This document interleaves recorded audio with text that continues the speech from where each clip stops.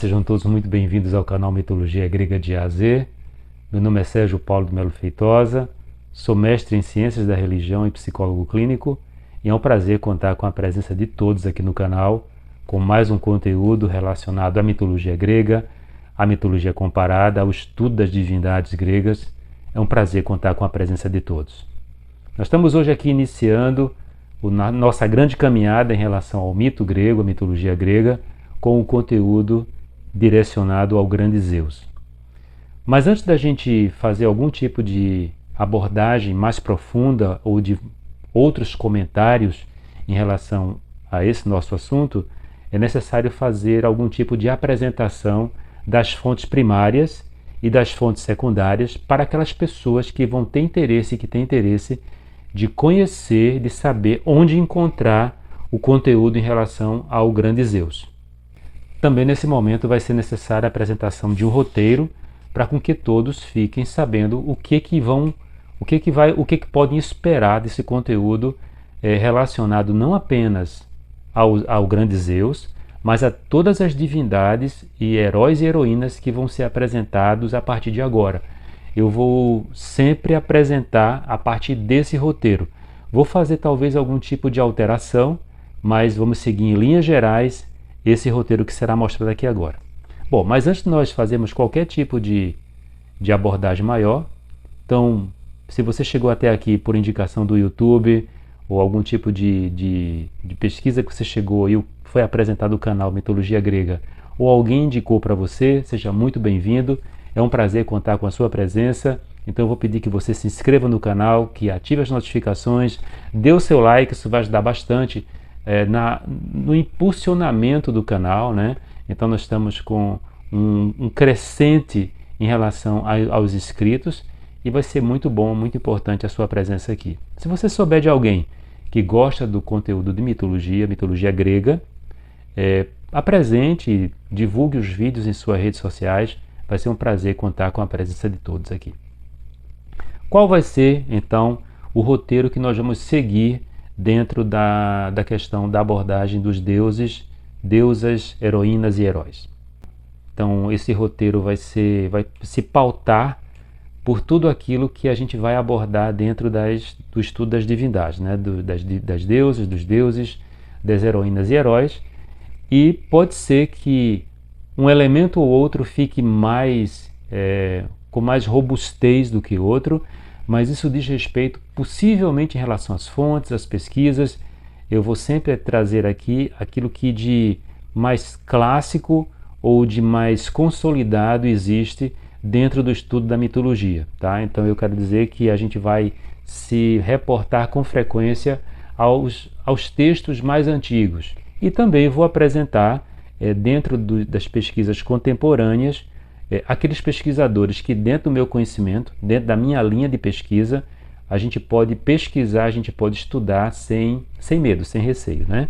É importante que também se faça, quando se for fazer a pesquisa, se tenha muito cuidado em relação ao que se vai buscar na internet, porque nós sabemos que a internet é um mar revolto. Então muitas vezes a gente encontra sites que falam das divindades ou dos deuses ou da mitologia grega, o famoso copia e cola, né? Por isso que eu estou trazendo aqui, a minha preocupação é trazer de fato as fontes primárias em relação à mitologia e aos deuses, tá? Bem, então qual o roteiro que nós vamos seguir? Vou fazer aqui uma pequena leitura porque como são vários itens, então eu não vou deixar de fora por uma questão de esquecimento. Então, por uma questão de segurança, eu vou fazer uma leitura aqui, tá? Então nós vamos pesquisar, vamos estudar a questão da origem e da divindade, obviamente, e da possível etimologia.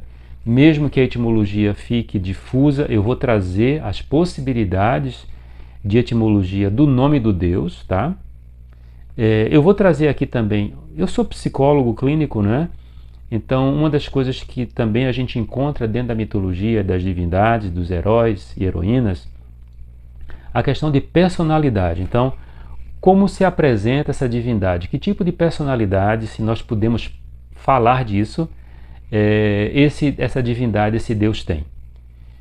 Em seguida, a questão dos atributos. Todos os deuses possuem atributos muito definidos, né?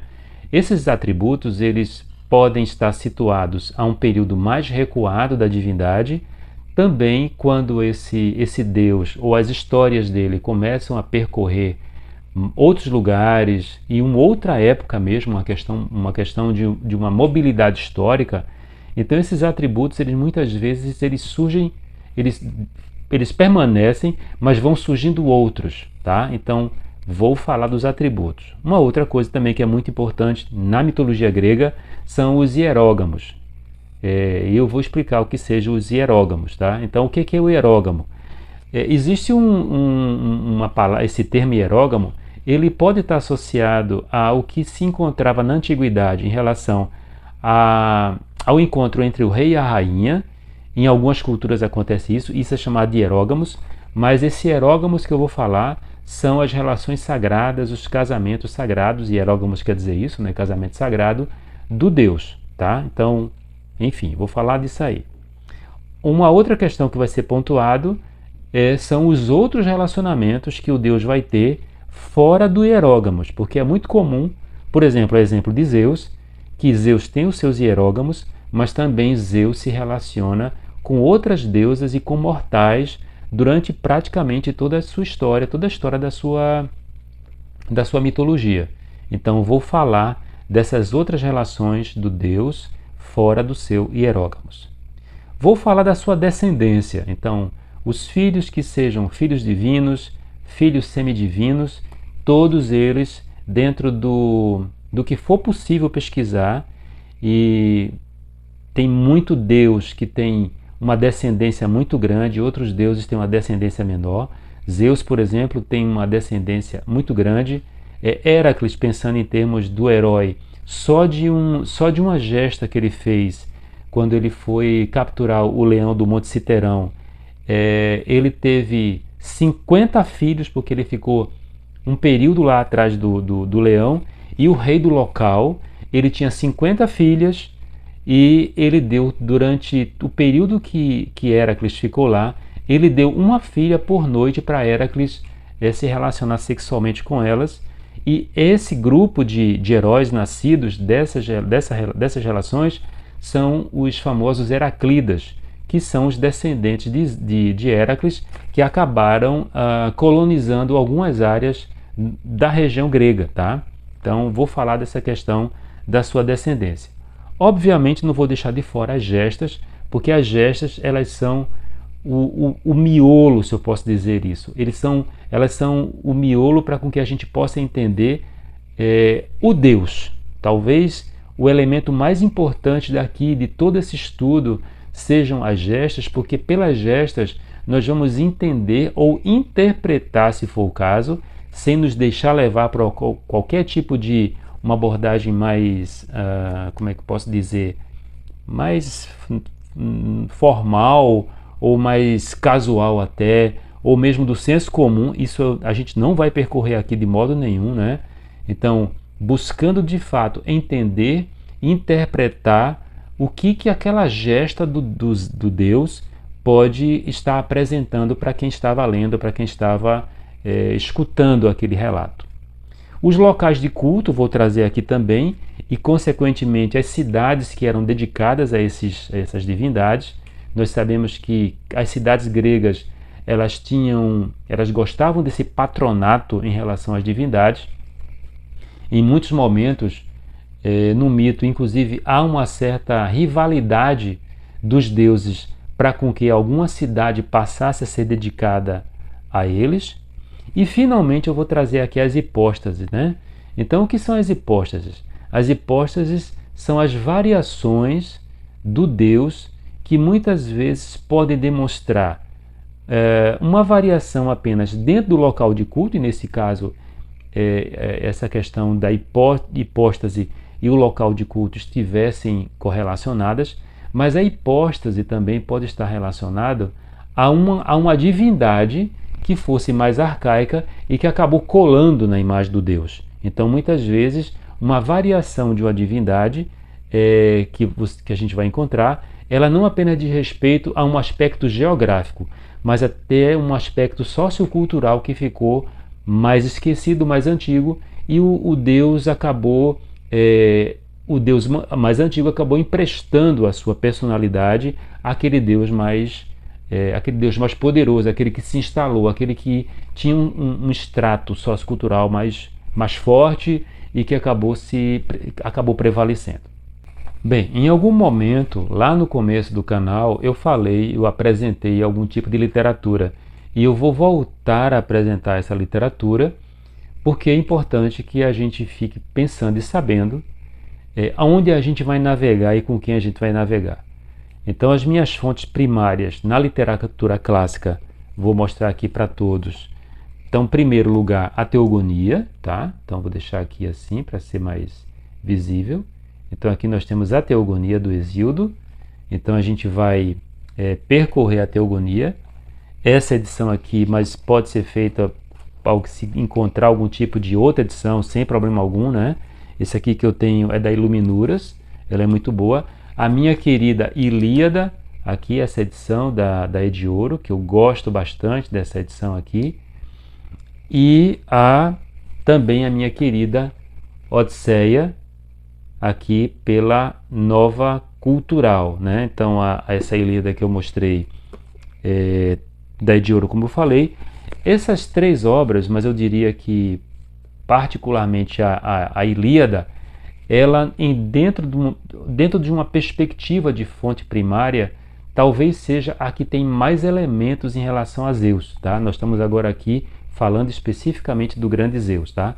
Então a gente vai encontrar a Odisseia, em que Zeus tem uma participação no começo, onde ele decide chamar os deuses para com que se definisse qual seria o destino de Odisseu, que estava preso por uma situação que eu não vou adiantar agora, mas ele estava preso numa ilha, ele não conseguia sair, e os deuses acharam que ele já tinha passado tempo demais fora de casa, e ali Zeus convoca os seus pares para com que eles pudessem discutir o que ia acontecer com o herói.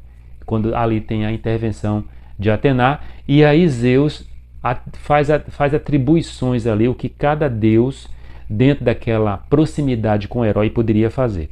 No caso da Teogonia, Zeus entra de fato como ele é o grande divisor de águas entre as divindades primordiais e as divindades titânicas, ainda que ele, obviamente, seja um titã de segunda geração. Então, na Teogonia, Zeus é mostrado como na verdade, talvez seja o texto mais claro que mostra como Zeus ele participou nos seus hierógamos na geração de divindades importantíssimas para a construção da mentalidade grega, tá? Ainda que seja um texto mais difícil de entendimento do que uma Odisseia ou uma Ilíada mesmo, essas obras são três obras que eu considero indispensáveis para quem quer conhecer melhor o mito de Zeus. Tem um outro aqui que também já mostrei em relação à questão das fontes primárias, são as Metamorfoses do Ovídio. Então aqui já não fala muito, já apresenta Zeus como partícipe de algumas situações em que ele faz uma intervenção mais dramática, no caso mesmo aqui do próprio dilúvio, né? Quando ele decide eliminar a espécie humana, mas também aqui mostra muitas suas aventuras no mundo dos humanos, onde ele percorre, ele se interessa por princesas, e isso é um tipo de apresentação do grande Zeus de uma outra forma. E saindo dessa literatura mais clássica para uma literatura mais contemporânea, já chegando no século XX, eu recomendo muito essa obra aqui, a mitologia grega e romana do Comelin. Então tem uma parte aqui bem específica, ainda que Comelin aqui ele não fale de Zeus, né? Ele vai comentar muito sobre o Júpiter, mas esse Júpiter deve bastante na sua ação à mistura que o personagem ou o deus sofre com o Zeus grego e também uma divindade etrusca, que eu vou falar depois rapidamente dele, e que foi o ponto principal para a construção desse deus Júpiter, que vai ser o deus principal dos romanos, tá? Bom, mas as fontes principais contemporâneas que eu vou utilizar aqui para nossa pesquisa, nossa abordagem, vai ser, primeiro, essa obra aqui do Junito Brandão, que eu considero ela indispensável, mitologia grega. Então, esse volume aqui é o volume 2. Então, praticamente esse volume aqui, essa obra aqui, é direcionada para o estudo de Zeus. E uma outra obra que eu considero imperdível, eu trouxe até os 2 volumes, mas o que nos interessa vai ser o volume 2, é essa obra aqui, o Dicionário Mítico-Etimológico de Junito Brandão. Vou tirar a mão aqui para que todos vejam, tá? Então, aqui, e o volume que nos interessa, obviamente, é o volume que é o Z, né? Porque o Zeus está lá atrás, e essa obra aqui é espetacular no estudo da etimologia, não apenas, obviamente, de Zeus, mas de todas as divindades que estão envolvidas dentro da mitologia grega. Diria que no Brasil não existe obra tão completa em relação à questão da mitologia e aspectos psicológicos e aspectos etimológicos como essa obra que felizmente o Junito Brandão nos ofereceu como estudiosos, como amantes, pesquisadores em relação ao mito grego. Eu cantarei sobre Zeus, o maior e mais nobre dos deuses, de ampla visão cumpridor, soberano que fala palavras, sábias a Temis enquanto ela senta inclinada a seu lado. Amplividente Crônida, maior, mais honrado, Sebom. Hino homérico ao Supremo Crônida. Bem, então esse hino homérico a Zeus, ele não é o único hino homérico, existe um hino homérico órfico a Zeus, mas esse hino aqui, ele mostra, ele apresenta a grandeza, ou ele tenta apresentar a grandeza do grande Zeus. Então vamos aqui a esse hino órfico que foi conservado pelo Estobeu, que é um autor clássico, e diz assim, ele vai começar citando Júpiter, ele vai sempre citar Júpiter, mas onde se escuta Júpiter, escute-se Zeus. Júpiter foi o primeiro e o último. Júpiter é a cabeça e o meio. Dele provieram todas as coisas. Júpiter foi homem e virgem imortal. Júpiter é o fundamento da terra e dos céus. Júpiter é o sopro que anima todos os seres. Júpiter é a origem do fogo, a raiz do mar. Júpiter é o sol e a lua. Júpiter é rei, só ele é o criador de todas as coisas. É uma força, um Deus, grande princípio de tudo. Um só corpo excelente que abarca todos os seres. O fogo, a água, a terra e o éter, a noite e o dia. Metis, a primeira criadora, e o amor cheio de encantos. Todos esses seres estão contidos no imenso corpo de Júpiter. E aqui, com o Virgílio, nas Geórgicas, o Virgílio escreve o seguinte, o Virgílio é um autor romano, tá? Muitas vezes disse, amontoam-se no céu torrentes de chuva, e nos seus lados sombrios as nuvens guardam espantosas tempestades. O céu funde-se em água e sob um dilúvio de chuva arrasta as risonhas colheitas e o fruto do trabalho dos bois. Os fossos enchem-se, os rios crescem ruidosamente e nos estreitos o mar se agita e turbilhona. Júpiter, no seio da noite das nuvens, lança o raio. A terra trepida até os fundamentos.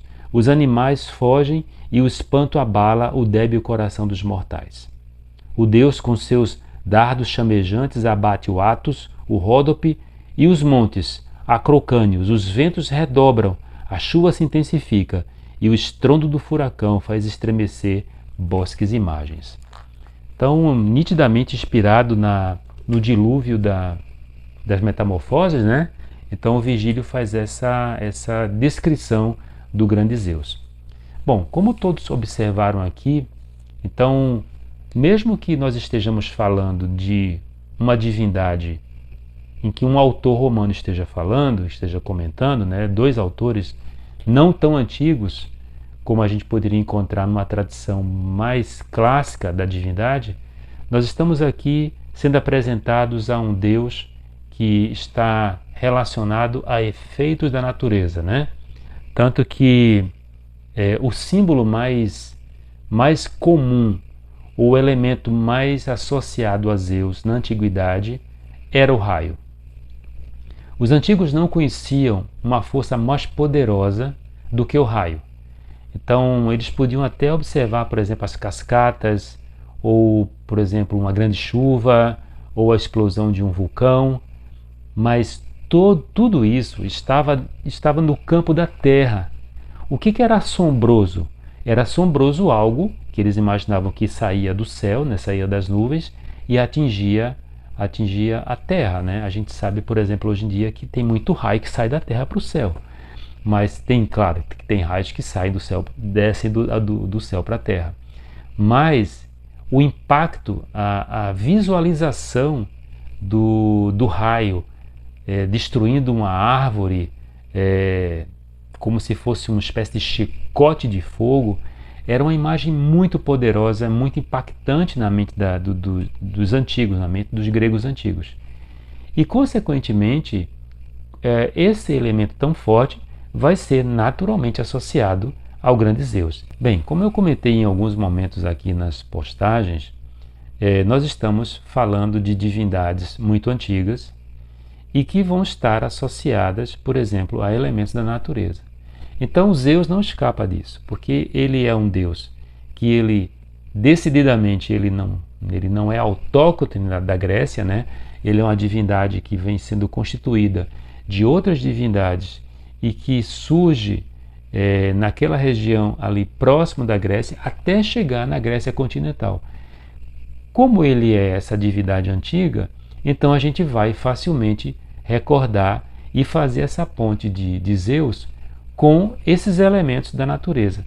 Então, por exemplo, Zeus vai ser associado em um certo momento até às próprias divindades que os antigos gregos atribuíam à regência dos dias, dos meses e dos anos. Depois a gente vai ver que vão surgir na mitologia grega as horas, vão surgir as deusas Flora, né?